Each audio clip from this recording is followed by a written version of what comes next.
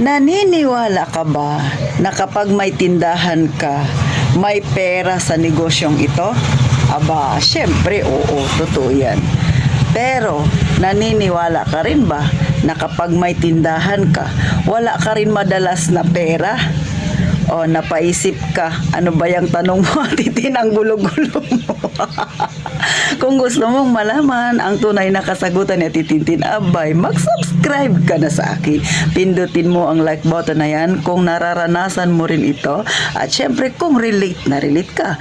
At kung hindi ka naman busy, pakishare naman mga kasari. At eto na, umpisahan na natin ang ating chismisan. So pauna lang si Titintin, medyo malat ngayon, tinatrangkaso ako mga kasari. Hanggang ngayon di pa ako nakakaripak ng uling. Dito tayo sa ating katanungan. 'Di ba madalas pag nanonood kayo ng vlog ng mga nagtitinda, laging sinasabi ng mga tindera na kagaya ko na ako ang patunay na totoong merong pera sa tindahan, which is totoo naman. Pero ngayon sasabihin din ng iba, may nagbablog rin na walang pera sa tindahan. Ano nga ba talaga ang tunay? Parehas yan ay tama. O baka nag-isip ka, ano ba yan, Atitin? Tama ba yung parehas na yan? Kahit ako, di ba, gulong-gulo.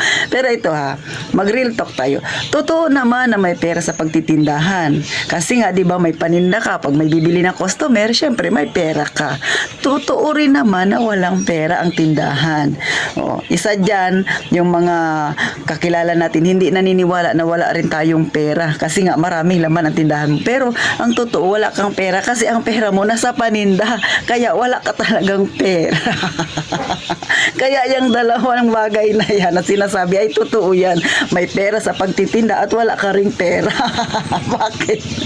Kung ang tindahan ninyo ay kagaya ng kaya Titintin, maliit lang. Sa buong maghapon na pagtitinda mo, nakatanggap ka syempre ng pera galing sa mga customer mo dahil bumili sila sa tindahan mo. Kinabukasan, wala ka na namang pera. Bakit? Kung kagaya kayo sa akin na araw-araw namimili yung benta ninyo sa buong maghapon, kinabukasan, ibibili mo rin siya. So, wala ka na namang pera. Kaya, totoo, pag may tindahan ka, may pera. Pero sa tindahan mo, wala ka rin laging pera na tindera ka. Kasi nga, namimili ka ng paninda. Lalo na kung pagkatapos mong mamili, minsan may delivery ka pang paparating. So, si Titintin, ganyan. Namimili ako ng mga paninda ko, kunwari bigas, soft drinks, kasi hindi ko yan inaasa sa panel na pumupunta sa akin. Kadalasan yung pumupunta sa akin yung mga dilata, mga ilang sabon, mga chichirya. So yun yung mga panel na pumupunta dito sa akin. Pero the rest ay kailangan mong bilihin sa grocery store o kaya sa palengke. So ang benta mo nga sa buong maghapon na yan, kinabukasan ibibili mo, kaya wala ka na namang hawak na pera. Pero may pera ka. Pero nasaan ang pera mo? Syempre nasa paninda. Kung walang bibili ng customer, wala ka ring pera. Nagets nyo ba mga kasari? Kaya tayong mga may tindahan hindi ko nila lahat pero kadalasan yung mga may tindahan na kagaya ng kay Titintin na nasa masa ang pamumuhay ay totoo, may pera sa tindahan, pero tayo wala tayong hawak na pera. Yung iba hindi maniwala sa atin na wala tayong pera. Ang dami-dami mong paninda, imposibleng maubusan ka ng pera. Yan ang alam nila. Pero tayong mga nagnenegosyo ng tindahan na maliit na kagaya ng kay Titintin, sinasabi natin wala tayong pera kasi nga pagka may pera tayo, ibinibili natin kaagad ng ating paninda. Kaya wala tayong hawak. Ang pera na sinasabi natin na meron tayo, yan nakikita ninyo mga paninda, yan na yan siya. Diba? Kaya totoo ang sinasabi nila, may pera sa pagtitindahan. Pero totoo rin yung sinasabi nila, pag may tindahan ka, wala ka ring pera.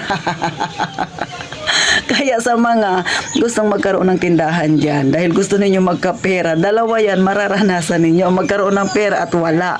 Pero syempre, sa tagal ng ninyo na pagtitindahan o kaya kung ito yung gusto ninyo, pag tumagal na kayo sa larangan ganito, magkakapera kayo. Pero yung pera na yan ay savings ninyo.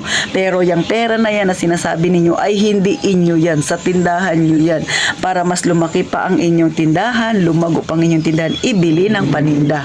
mga kasari. Kasi pag kinuha mo yan ng kinuha, inari mo ng pangsariling pera mo na yan, ay walang mangyayari sa tindahan mo. Darating ang panahon, mauubos lahat yung pera at totoong wala ka ng pera kasi wala ka ng paninda.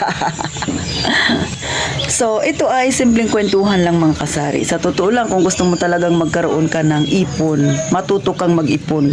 Lalo na kung pabarya-barya, doon ka mag-umpisa. Si Ate Tintin, meron man akong ipon, pabarya-barya. Pero syempre, medyo lumalaki na rin kasi yung barya-baryang naipon ni Ate Tintin ay pag dumami yan, lalaki na rin syempre yung ating savings. Kaya kung may pera man tayo mga kasari na iniipon ay para sa atin yun. Kaya kung ikaw ay may tindahan, huwag mong basta-bastang ipahiram ang iyong ipon. Kasi ipon mo yan para yan sa emergency kung sakasakali. Kasi mahirap na ikaw yung maubusan, mahirap na ikaw ay maghanap pa ng mahihiraman. Baka ikaw yung mabaon sa utang. Alam niyo mga kasari, sa totoo lang no, madaling kung ikaw ay tindera na may pusong mamon, madali kang mahiraman. Pero sa panahon ngayon, hindi lang basta pusong mamon ang dapat pairalin. Minsan maging matigas din ang ating puso. Kasi ako naranasan ko na yan. Dati nagpapahiram ako ng pera. Wala namang collateral kumbaga yung usapan lang, usapang tao lang, sige ibabalik mo ganyan. Nung ako na yung nangangailangan, wala akong mahiraman. Yung mga pinapahiram ko ng mga tao na yan ay hindi ko rin nalapitan. Kaya nadala na ako, nakita ko rin yan doon sa mother ko. Nung siya may pera pa, marami siyang natulungan, maraming pinahiram. Pero nung siya na yung nangangailangan, wala siyang mahiraman. Parang buntot mo, hila mo, problema mo, resolbahin mo. So, si Ate Tintin, ba't ganito magsalita na lagi ko sinasabi, mag-ipon, huwag niyong ipapahiram yung ipon ninyo kahit kanino. Kasi nga, mahirap na kayo yung dumating sa ganong kaso na kayo na yung nangangailangan pero wala kayong malapitan.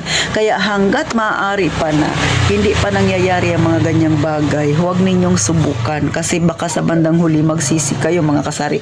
At hindi lang yan ako ang nagsasabi niyan. Marami ng mga tao na naka-experience ng ganyang sitwasyon. So hanggang dito na lang, sana napangiti kayo na titintin, di ba? Medyo nakakalito yung topic natin. Pero totoo, may pera sa pagtitindahan pero wala rin tayong pera mga tindera. Bakit? Nandito lahat sa ating paninda.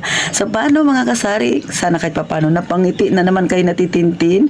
At syempre pa, gaya nga ng palagi kong sinasabi, mag-iingat tayong palagi mga kasari.